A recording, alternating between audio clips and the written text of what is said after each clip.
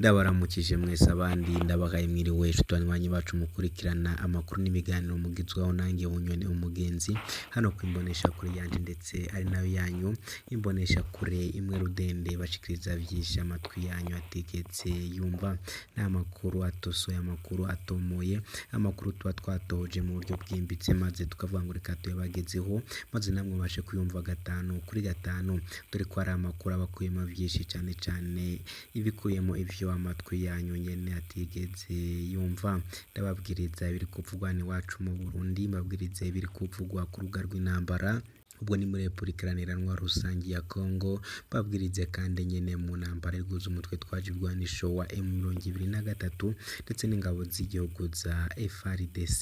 ndababwiriza nyene n'ibiri kuvugwa mu gihugu cy'u Rwanda mu birari vyo butegetsi babwiriza ibiri kuvugwa muri Uganda mu mvo za politike ndetse mbabwirize n'ibiri ko biravugwa Tanzania Kenya n'ahandi hirya hino muri Afrika ntibagiwe kubabwira ibiri kuvugwa mu nguvu yo makungu ya kure na cane mu nguvu y'ibiyaga binini reka ndakengurukire bo bajeje gukanda subscribe wabonotse ukajambo kumutwanditse sabone ugafyonda ko wamara gufyonda sabone kandi ukivuga kudusangiza n'ibitekerezo nakunda ikaze nawe utaraza gufyonda sabone kwa manuka ukajambo kumutwanditse sabone ugafyonda ko wamara gufyonda sabone kandi ukivuga kura abana nanje gatanu kuri gatanu mu ngingo nkuru amakuru naguteguriye yagiye kwibanda ko ndakubwiriza ibiriko biravugwa nyene hano mu gihugu c'u Burundi aho mbabwiriza ibiri kuvuga mu mvo za politike babwiriza yuko kuri aya manywa yihangu inyuma y'amajambo General Evariste Ndayishimiye umukuru w'igihugu atangaje yo gusevya igihugu c'u Burundi akagiriza nyene ko ngo abarundi ataco bamaze ndetse asigura ko u Burundi burutwani kuzimu ndetse anavuga ko aticuza kuyobora igihugu c'u Burundi hahise atangazanye n'amajambo akomeye cyane avuga ko atazegera yongera kwiyamamariza kuyobora igihugu c'u Burundi ndetse avuga ko ngo igihugu c'u Burundi cingana n'abayahudi aho nyene muzi neza ko ngo n'abayahudi bari bagoranye kumva yaho yavuze ko igihugu c'u Burundi bose ari ibigarasha ndaza nyene kubigarukaho vyimbitse mu idonido y'amakuru naguteguriye nyuma birateye agahinda abashikiranganje b'igihugu c'u Burundi ndetse n'abandi bayobozi bakomeye n'abajejwe intwaro zo hanze nabo bakaba babajwe n'aya magambo y'umukuru w'igihugu Evariste Ndayishimiye ndetse n'abandi igihugu bose harimo abashikiranganje abategetsi n'abandi n'abigeme bose hano mu gihugu c'u Burundi bababaye cyane kubera ijambo ribi yavuze asevya igihugu c'u Burundi bakaba bavuze ko abategetsi bashimishwa n'iri jambo ribi cyane yatangaje Evariste Ndayishimiye rero nyene akaba amaze kubisigura akaba yeruye ku igihugu c'u Burundi atagihugu kibi kirimo ndetse anavuga ko abonye n'ukuntu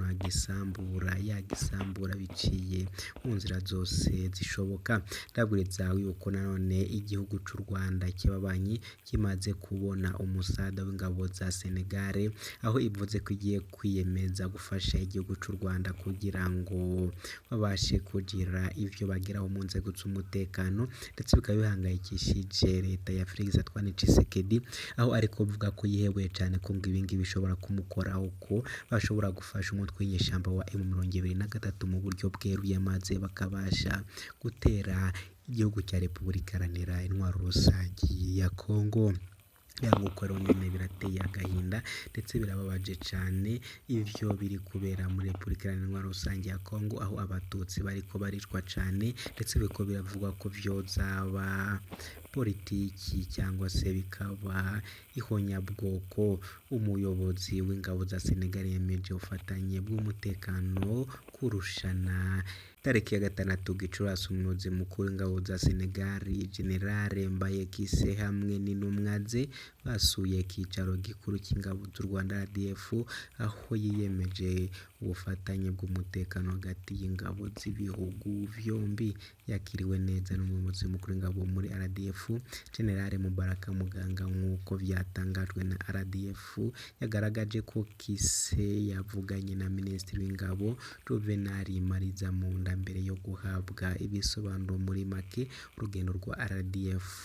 no kubungabunga umutekano mu karere byose ndaza kubigarukaho nyene mu idonido y'amakuru naguteguriye. Ndabizi ko ari mu gitondo cyangwa se nimugoroba bibanye naho twumviriza uherereye, ariko nacatuma udafata iminota itarenze 10 cyangwa 15 gusa kumvira vyisha amatwi yawe atigeze yumva. Idonido y'amakuru ni mu kanya gato cyane kuri mukurwa uri kurumviriza Bunyoni umugenzi. Uhawe kaze.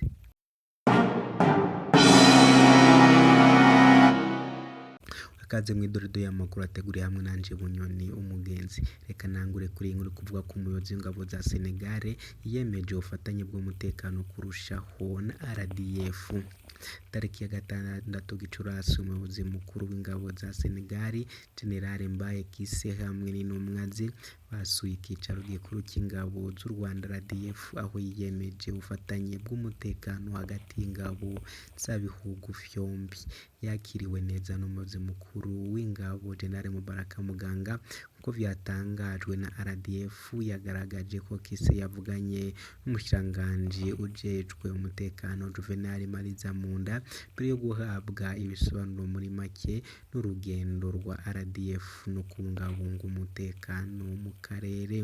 Aganira n'itangazamakuru nyuma y'inama, umuyobozi mukuru w'ingabo za Senegal Kise yagaragaje akamaro k'uruzinduko rwe mu rwego rw'ubucuti bufatanye mu maze igihe hagati y'u Rwanda na Senegal. Uyu muyobozi yashimangiye umubano w'amateka wabaye mu myaka myinshi ubufatanye hagati ya RDF n'ingabo za Senegal. Itangazo RDF yerekanye ko ingabo za Senegal zifite ubunararibonye mu butumwa bwo kubungabunga amahoro, harimo n'uruhara bagize mu ntambara guhagarika ubwicanyi mu gihe cya Jenoside kuri abatutsi mu mwaka w'1994. Ibizakorwa muri ubwo bufatanye n'ingabo z'u Rwanda buzibanda cyane cyane ku mahugurwa. Ubu turi mu byiciro bya mbere gutegura amahugurwa mu bikorwa byo gushyigikira amahoro. Icyakora intego nyamukuru yacu niyo kwagura ubufatanye mu zindi nzego zinyuranyije, dushyiraho protokole byumvikane n'ubufatanye hagati y'ibihugu byacu byombi. Tunateganya ko bizarangira vuba. Kise uwo munsi kandi ubuyobozi bw'ingabo za Senegal yunamiye abazize Jenoside yakorewe abatutsi mu mwaka w'1994 ku rwibutso rwa Jenoside ya Kigali. Nyuma asura abakangurambaga bwo kurwanya ingoro ya Jenoside ikimiruhura muri Kigali. Muri Werurwe wahoze ari perezida wa Senegal Macky Sall yafunguye ku mugaragaro igishushanyo mu murwa mukuru w'igihugu Dakar mu rwego rwo kwibuka Kapiteni Mbaye Diagne, umusirikare wo muri Senegal wishwe mu Rwanda mu gihe cya Jenoside yakorewe abatutsi mu mwaka w'1994. Diagne wakoraga mu butumwa bw'umuryango w'abibumbye icyo gihe mu Rwanda anamiri mu 1994 yizihizwa kubera gushyira ubuzima bwe mu kaga akicwa n'interahamwe mu rwego rwo kurengera ingabo n'abagore b'abatutsi bari bahunze mu gihe cy'ubwo bwicanyi. Mu 2010 mu biro byo kwizihiza umunsi wo kwibohora Kigali, Diagne yahawe umudari w'umurinzi na Perezida Paul Kagame kubera ubutwari yagize bwo gutabara abatutsi mu gihe cya Jenoside. Nguko nyene ibiriko biraba biteye ndetse banashimishije, dore ko bariko barashigikira igihugu c'ababanyi c'u Rwanda. Umuce kandi nepfo bakomeje kuvuga amajambo asevya igihugu c'u Burundi, aho uyu munsi yihakanye ko igihugu c'u Burundi ari ice, ndetse anavuga ko abonye uko agisiba ku ikarita y'isi yobikora, dore ko wenyene yemeje ko ataco agomba kugirira muri iki gihugu, ndetse anasigura ko nibiba vyiza iki gihugu azakimaraho burundu. Yavuze ko agiye gukora ibishoboka vyose igihugu c'u Burundi kigasambura, aho yagereranije abarundi akavuga ko abarundi ataco barico, ndetse anavuga ko barutwa n'abayahudi. Murabizi neza ko abayahudi bagwanyaga Yesu ndetse batamwumviraga habe na gato, ubwo rero nepfo nawe akaba yashatse kuvuga ko iki gihugu c'Uburundi naco kimeze nk'Ubuyahudi nubwo bimeze gutyo ariko nyene ibi vyabaye akarorero mu nyuma z'uko nyene Evariste Ndayishimiye yagerageje kureba uburyo ubukungu buriko burakurwa mu gihugu avuga ko igihugu kigeze aharimbuka ndetse avuga ko nibiba ngombwa igihugu cose azakimaraho burundu. General Evariste Ndayishimiye rero akaba yavuze ko nyene ata kintu azigera agira ndetse akaba yavuze ko Uburundi burutwa no kwa Satani aho bari kuvuga ko yabagereranije no kuzimu kabibaye akarorero akaba yavuze amagambo mabi cane aya magambo akaba ari kuvuga ko arasambura igihugu ciwe c'Uburundi bikomeje kuba akarorero ndetse baranateje inkeke ndetse abarundi bose barakaye n'abashikiranganje abajejwe umutekano n'abandi ndetse n'abasivile bakaba barakaye cane bari kuvuga ko neva mu nyuma zo kugurisha igihugu muri Republika Iharanira Rusange ya Congo murabizi neza ko nyene yagurishije abasirikare b'iki gihugu ku mafaranga y'amakongomani ndetse no mu madolari aho yavuze ko nyene abasirikare bose yabarungitse muri Republika Iharanira Rusange ya Congo kugira ngo bajye kugarurayo amahoro ariko we yishakira ibitoro